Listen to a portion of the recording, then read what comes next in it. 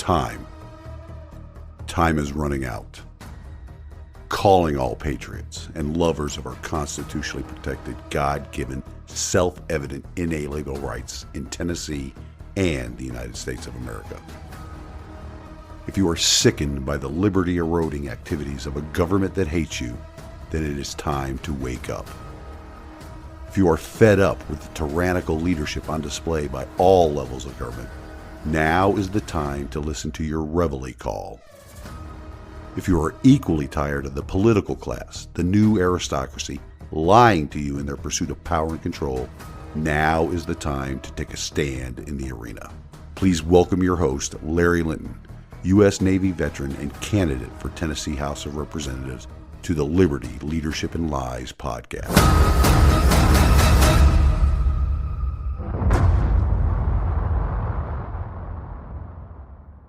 Welcome back, ladies and gentlemen, to another episode of the Liberty, Leadership, and Lies podcast. In this week's episode, we will discuss the effects of immoral leadership. Not only the effects of it, but what it actually is, how to identify it. Because we can see the effects of it all around us. I hope you all remember when I told you that you would be hard-pressed to find any facet of our lives that government is not involved in today. That means when we are suffering from immoral leadership from all levels of government, their immoral leadership impacts us all and almost every single activity that we engage in. Before we get too involved in the topic, I'm plugging the upcoming Tennessee Freedom Summit once again. For more information about the event and to get your tickets, go to TennesseeFreedomSummit.com. Again, that is TennesseeFreedomSummit.com. As I mentioned in last Saturday's weekend update, I did receive confirmation from Dr. Helton of the Sevier County School Board that I will be placed on the agenda to speak for Monday evening. So, I did in fact get to speak at the meeting last Monday night. I will talk about my comments and some of the discussion that occurred at the meeting later in the show. I posted a video of my remarks on my social media pages. You can go there and listen to it. But for now, let's get on to the topic of leadership, specifically immoral leadership. Leading into the topic, we have to define some words. The first word we'll define is moral and its use as an adjective.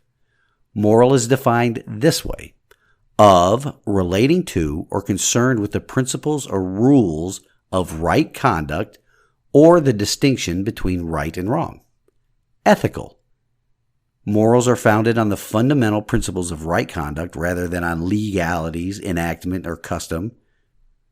Being moral means you are capable of conforming to the rules of right conduct, being a moral being. So with the definition of moral provided, let's define immoral. It too is an adjective. Being immoral means violating moral principles.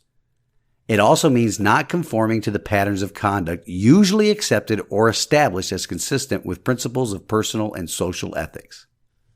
Immorality is also defined as licentious or lascivious, which is very interesting because that is one of the directions I would like to take in this show today.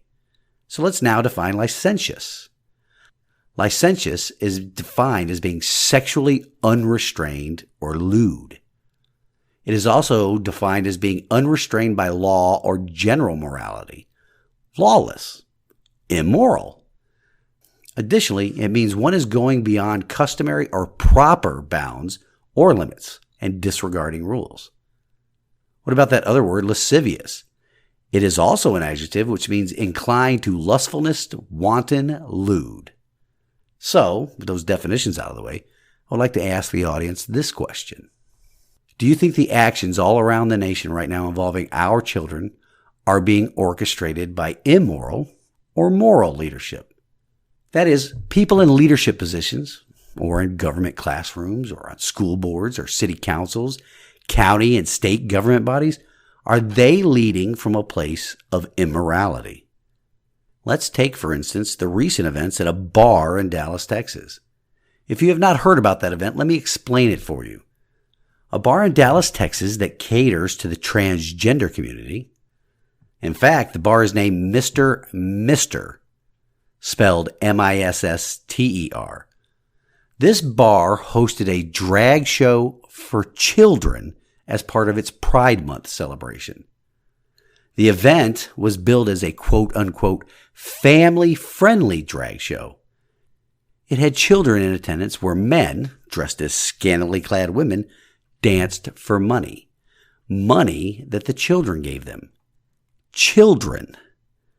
These men in women's clothing, well, they were dancing in front of a neon sign that said, "It's not going to lick itself." There are many videos of the event online that you can see for yourselves. Masked communist activists outside the bar harassed and assaulted people that were there to protest the event. The key takeaways are these, though. First, the local media that was there. They were the ones that labeled the event as a family-friendly celebration, despite what the event actually was. Second, when police showed up, they provided crowd control because of the sane people outside protesting. And they did not rescue the children that were dragged to the event by their parents, by adults. And third, well, geez, where do I go with number 3 other than this is pure evil? There were several opportunities for this evil to be stopped before it even was started. But once it was started, there was events for this event to be stopped. Who in their right mind would ever bring a child to a strip bar, regardless of who or what is dancing provocatively inside? Regardless if there were straight or homosexual or mentally ill people in a bar dancing provocatively, no moral parent would bring their child to such an establishment. No moral person would even host the event. In fact, if it were not for Pride Month and a father or mother, if they brought their child into any strip club in the United States to watch people dance provocatively for tips, or had their children provide these tips, you can rest assured they would be arrested for child endangerment. But because of the immoral leadership in our communities and their fear of being canceled by the far left commie extremists, this type of behavior is condoned. Heck, it's even celebrated. Strip clubs, regardless of who is dancing, are places of lewd, licentious, or lascivious behavior where no children belong. In other words, it is immoral behavior. Exposing children to this, in fact, exposing children to the celebration of lewd and lascivious behavior, what do you think that is doing to their young minds? 11 months out of the year, parents would never think to bring their children to a strip club, transgender or not. Yet, because it is June, every woketivist, virtue-signaling individual, and a whole slew of major corporations that have a rainbow flag in their social media profile page, it is suddenly okay to rot children's brains with immoral behavior. June, after all, is Pride Month, right? 1 month out of the year and all societal norms are out the window to celebrate immoral behavior with children stuffing dollar bills down the G-strings of mentally ill people. People often wonder why our republic has a mental illness problem, and they shouldn't. The celebrations of depravity and the activities that accompany it are being shoved down normal people's throats all month. Besides doing it all year, it's really heavy this month. And it is okay because somehow this celebrates diversity, equity, and inclusion. I wonder, ladies and gentlemen, how many of those children that are exposed to this will grow up to be a future school mass shooter? Or how many will have other mental illness issues going into adulthood? These children's parents brought them to this scene of utter depravity. As I alluded earlier, this event was called Drag the Kids to Pride. Disgusting and mind-altering on children at such an impressionable age, too. I read something the other day that should be simple enough for everybody to understand. One consistent tactic of child sexual predators is exposing their victims to porn and conversations about sex in order to make a child more comfortable with sexual interactions. This is textbook grooming, and it's still grooming when it's called sex ed or even drag queen brunch. All of this took place despite there being a state law in the books in Texas prohibiting exposing children to sexualizing behavior. Texas has a law banning sexually oriented businesses from admitting any patron under the age of 21. There's also a federal law in the books as well. It's 18 U.S. Code Section 2251, Sexual Exploitation of Children. State and federal laws that make what happened inside that strip club a crime. Yet police are outside the establishment doing crowd control against the people protesting the sexualization of children. That is immoral leadership. Churches and schools all over the country are having transgender people. These are mentally ill people. That comes right from the Diagnostic and Statistical Manual of Mental Disorders, the DSM-5. Mentally ill people come in and talk to children and try to normalize mental illness. Mental illness and grooming packaged together. This is by design, ladies and gentlemen. Our country's immoral leadership is forcing us to accept mental illness and immorality as the norm. The new aristocracy is pushing it with new laws and regulations, as well as interpreting already existing laws and regulations. The new aristocracy's useful idiots in the media are force-feeding it in movies, television, commercials, advertisements, and anybody that stands up against the normalization of mental illness or sexual deviancy are shouted down by a very loud, vocal minority. Just how is this behavior being normalized in the first place, you might be wondering? Well, look no further than government schools in this nation. In Des Moines, Iowa, here are some details of one of the many immoral events taking place in our country. Children were dressed up in drag and performing, collecting dollar bills from people in the audience. The event was hosted by a group or a company by the name of Served, SERV''D, Events. It took place at the Decades Event Center in West Des Moines and billed as, get this, June Drag Brunch Disney Show. Disney. 2 boys younger than 7 were there wearing dresses, and around 8 total children were present. The other children gave dollar bills, tips, to the 2 boys wearing dresses. The quote-unquote all-ages drag show was also billed as a journey through the magical world of Disney. Government and one of the biggest children's entertainment companies in the world are bent on sexualizing children, normalizing immorality. They are warping the minds of children, and we are wondering why there is a mental illness crisis in our nation. Wonder no more, ladies and gentlemen. This mental health crisis is brought to you by none other than the government that hates us. The saddest part about all of this is the fact that parents are bringing their children to events such as these all across the fruited plains. These will be the same parents that will rend their garments and gnash their teeth about gun control when a mentally disturbed child goes on a killing spree in one of our government's gun-free zones.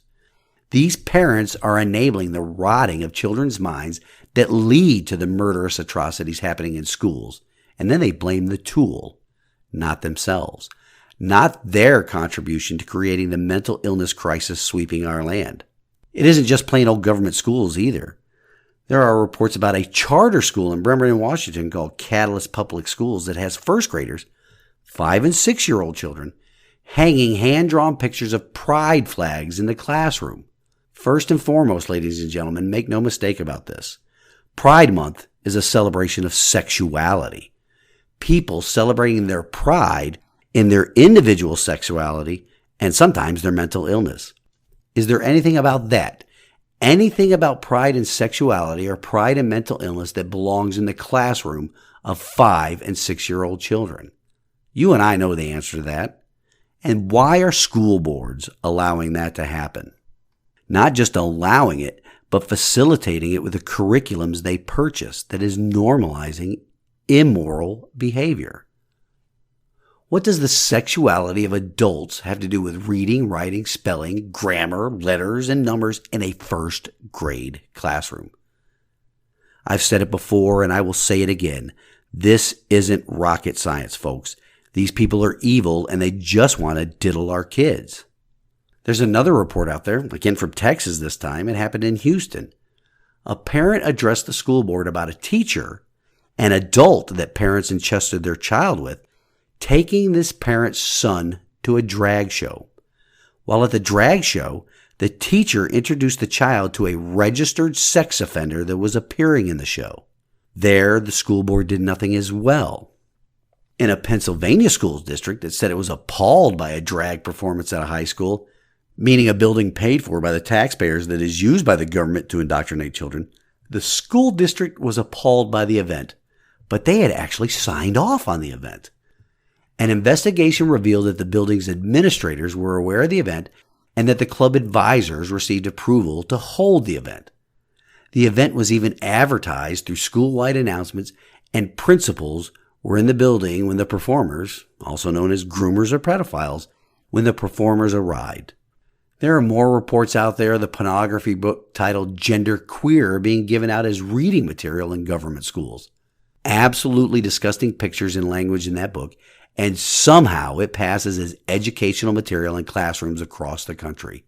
Well, it is educational in the sense that it only serves to sexualize children. Parents were not even aware the book was being distributed as class reading material. They came across it when their kids brought it home. Because, of course, government schools would not advertise the availability of pornography in the classroom. Why? Always ask the why, ladies and gentlemen. Because the government school system and the elected school boards that govern them, they are filled with immoral leaders.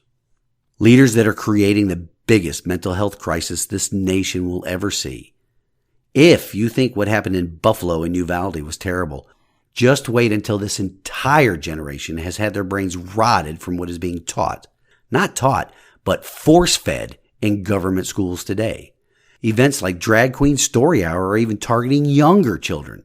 Changing the lyrics to popular children's rhymes, such as "The wheels on the bus go round and round," are now sung with these lyrics.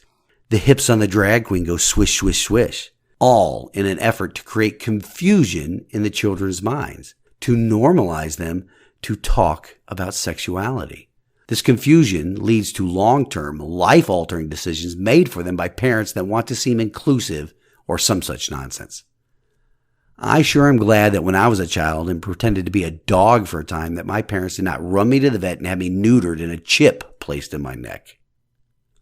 This sexualizing of children isn't the only rot that is occurring in our government schools either. Get this. The Wentzville School District in Wentzville, Missouri, they recently made students participate in something they called a privilege walk. It happened in history class. A disgusting activity meant only to create division among children. And this division, of course, will carry over into their adult lives. In this activity, students had to line up and take a step forward if they met some of the following criteria. If one or both of your parents graduated college, or if the child had ever attended a private school or a summer camp, or, and this one's a kicker and somehow meant to show that a child is privileged, they had to take a step forward if their parents ever called them beautiful, smart, or successful. Or how about this? If any of them had immediate family members that are doctors, lawyers, or work in any profession that requires a degree. Now let's contrast these step forward criteria with some of the step backward criteria. One, if you're going to be the first person in your immediate family to graduate college. Or if you or someone you know has ever been mistrusted, accused of lying, stealing, or cheating without sufficient evidence. That one is weird because in just about every family game played in my house growing up, and even some now, there is always somebody being accused of cheating. Is it a step backward for each accusation of that, or one step back for all of them in total? Ladies and gentlemen, this happened in a history class. Why? Of course you know the why. Divide and conquer by the institution that runs those indoctrination centers, which again is the government that hates us. The government that needs us divided so we cannot focus on how they are destroying our liberty. Just what kind of leadership would do that to their own nation, to their own people? Yes, immoral leadership. Now I'll share some of what I said at Monday's Sevier County Board of Education meeting. I know that I did not make any friends with the elected members of the board with my comments. Like I used to say when I was on active duty, nothing about my comments was personal. It's business. I'm in the business of saving our kids from an immoral government. If feelings got hurt or egos were bruised, that's on them, not me. Anyway, I started with thanking the members of the board for providing me with the opportunity to speak. Then I went into some of the reasons why my wife and I decided to settle down here in Sevier County after I retired from the Navy. It was the wonderful people and the uniqueness of the area. Well, speaking of unique, I had to congratulate the 3 board members that recently won their primary elections by the unique circumstance of all 3 of them winning by a margin of 76% to 24%, despite there being big differences in the total number of votes cast. The smiles on their faces when I said congratulations on winning quickly disappeared. I just hope that I don't get the same results in the November elections, but you never can be sure what is going on with voting machines that produce the exact same winning margins in 3 different districts, if you know what I mean. Then I read to the board members some of their own policy statements that apparently they are not too familiar with, like Board Policy Series 001, which states that the Sevier County Board of Education is an instrument of the state and members of the board are state officers representing local citizens. Since I started getting involved in attending these meetings, the board members have the appearance of representing the interests of the school district leadership and not those of the local citizens. Case in point, at last month's meeting where the school board had a school district employee provide a rebuttal from prepared remarks to the parents that had brought evidence and their concerns on the social emotional learning curriculum and the EPIC Library Act to the board's attention. Forethought and planning went into the rebuttal. The employee spoke from a typed speech, addressing the concerns of the parents that were brought up during the meeting. Things that make you go, right? Then I continued with their board policy series by reciting number 002, which states that the board members are duty-bound to manage and control all public schools under their jurisdiction. That also includes those people that are employed by those schools as well. Again, from the outside looking in, it appears the opposite is true, that the schools and their employees manage and control the elected members of the Board of Education. Belittling, ignoring, or allowing the citizens, who by the way are the employers of the board members, allowing a school district employee to label these parents and taxpayers as internet or social media conspiracy theorists, that was a huge betrayal of the special position of trust the citizens elected these board members into. It was also brought to my attention that one of the board members commented to a parent that they have a full-time job and therefore do not have the time to conduct the due diligence that parents are requesting of them. If that is the case, then just why exactly did that member seek this elected office? I told a group of them to resign their position if they do not have the time to do the job required of them. The next bit of information I shared was a surprise to most people in the room. The curriculum of concern here, that social emotional learning garbage, has a bit of fiduciary responsibility problem with it. You see, the purchase order for the curriculum was signed by the school district on January 25th of this year. The problem is, the board did not vote to approve the purchase of the curriculum until its March 2022 meeting, 2 full months after it was paid for. I've sent an email to the board member that represents the district I live in, who coincidentally happens to be serving as the chairman at this particular time. And in the email, I asked him if this is how the Board of Education manages and controls the schools under their jurisdiction. That they are given a blank check to do with how they please, over the objections of parents and taxpayers, and the board just post facto approves their spending. We'll wait to hear from him, but most likely we'll hear from Mr. Tony Ogle again, despite Mr. Ogle not being the elected representative I want to hear from. I also informed the board that I conducted the due diligence they should be doing by looking up the people associated with the newsletter that school district people receive from the Second Step organization. I searched their social media pages. I saw who they followed, what posts they liked, what posts they shared, what posts they commented on. Those are the key indicators of their bias, which filters into the products they supply schools with. And finally, I reminded them of the oaths they took upon assuming office. It states that they swear they will perform with fidelity the duties of the office they were elected to. Fidelity means a strict observance of duties, as well as loyalty, neither of which is evident in their actions. I don't believe any of what I said really reached them, though. My comments to them, though, they touch on 2 of the focus areas I will have upon being elected to the General Assembly. The state of Tennessee does not provide for recall elections for members of a school board. That needs to change. People that are not willing to put in the time and due diligence necessary to ensure corrosive, divisive, and sexualizing curriculums are not introduced into government schools, they need to be removed from office at the earliest opportunity. Parents and taxpayers can no longer wait around for the next election cycle while these either lazy or immoral leaders continue to inflict damage on the minds of our children. The other focus area will be election integrity. Based upon the results I mentioned in the school board members' primary elections, something is not quite right. A 76% to 24% winning margin across 3 different districts with 3 different vote totals is a statistical improbability. We need to restore faith in our election processes here in Tennessee, and the machines that are in use all across the state need to be done away with, and straight paper ballots need to be used. With that, ladies and gentlemen, I'll close as usual with something from God's Word.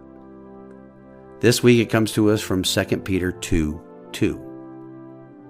Many people will follow their evil teaching and shameful immorality. And because of these teachers, the way of the truth will be slandered. Feckless, immoral leadership in school districts and on school boards all across the nation have directly contributed to the mental illness problems that are plaguing our nation. While it could be sheer laziness on the part of the school board members, the fact that citizens and parents have brought these issues to their attention over and over without any action takes laziness excuse out of the equation. Their continuation of allowing children to be exposed to these materials and these types of behavior is on purpose. It's by design.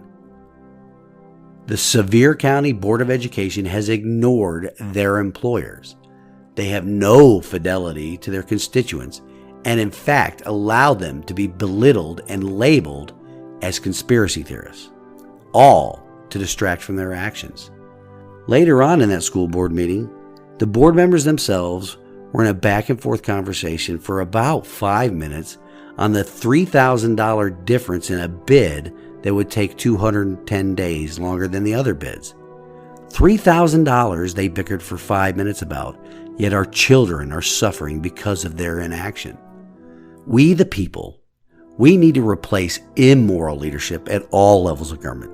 We need to do this to save our republic. I would like to ask the audience to pay attention to the website and the social media pages this week, as I will be sharing a method to not only keep your children safe in schools, but it will also ensure your children are no longer exposed to the root cause of the mental illness problem our country is experiencing. That is government schools. We all need to start homeschooling. Until next week, stand in the arena with me. Stand in the arena for our children. Reveille, it's time to wake up.